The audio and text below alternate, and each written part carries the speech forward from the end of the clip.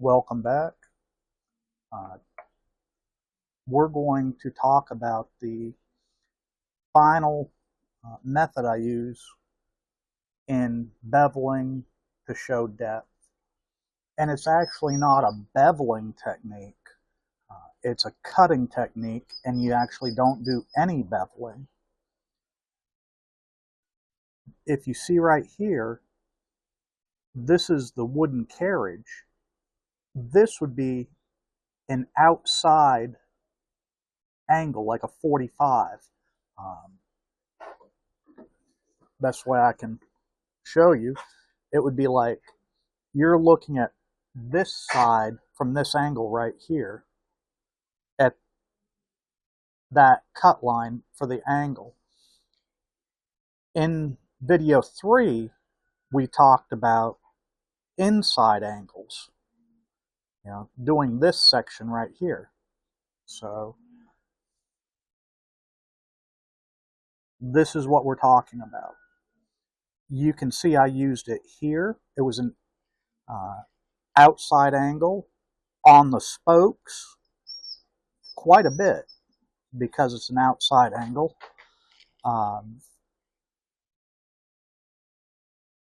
On right here, even though this is round, it's still an outside angle. So I used the cut mark right there. Here on the wheel, you'll use it also. All these methods that we talked about are used in conjunction with each other to give you the depth in pictorial. Right now, we're going to look at putting it all together. This picture came out of Al Stolman's Pictorial finesse book to illustrate all three of the, or actually four, of the different methods that we use. So when we look at it, this right here is an inside angle. It's going to be double beveled. Same thing back here in the back of the tub. It's going to be double beveled.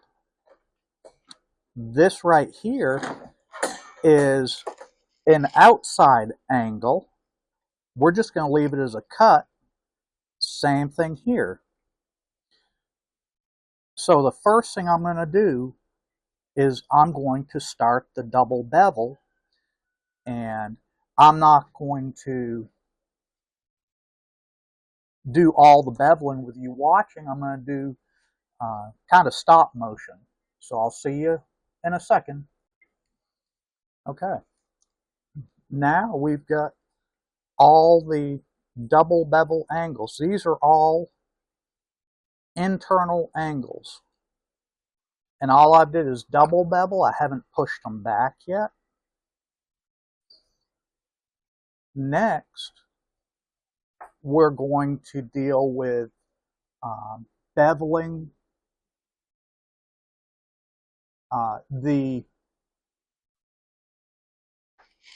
single line bevel for depth on items that are in front of each other. Give me a second and I'll be right back. Now you can see where I beveled this line on a single bevel and I beveled this line. I'm not going to bevel this line, or this line, that line, because it is a outside corner. Next, what I'm going to do is I'm going to feather out these double bevels, and I'll be right back. Now we're back. We've done all the double beveling and we've feathered it out. All these corners, we've feathered out the halo. See how we've left these outside corners with just the cut? And how they give it that illusion of the outside angle. It works real good. The only method that we didn't use was reverse beveling. And like we talked about when we were discussing it, it's going to be the least used method you have. But when you need it, it's real handy to have. If you guys have, let me go over the beveling methods that we used in this photo to give us that illusion of depth. On these inside angles, we used double beveling,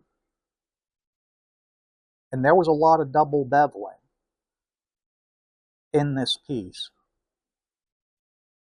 and even in the tub where that right angle was. Those were double beveled. Single bevel, for putting things in front of each other, we did it here, and we did it across this lip right here. The fourth method that we talked about the outside angle and the cuts, we used here, we used it here, here, here, and here. And if you see, when we talked about feathering it out, that's what I'm talking about. That halo that would have been right here, we feathered it quite a ways out in all directions from our double bevel. And I think you can see that in the burnish that's developing. I hope these beveling videos will help you in your pictorial journey. If you guys have any questions, please feel free to post them, and if I don't get back, I'm sure somebody else who is knowledgeable will post and answer those questions also.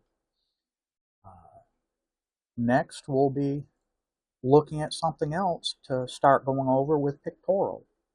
Thank you so much for spending your time with me. Have a blessed day.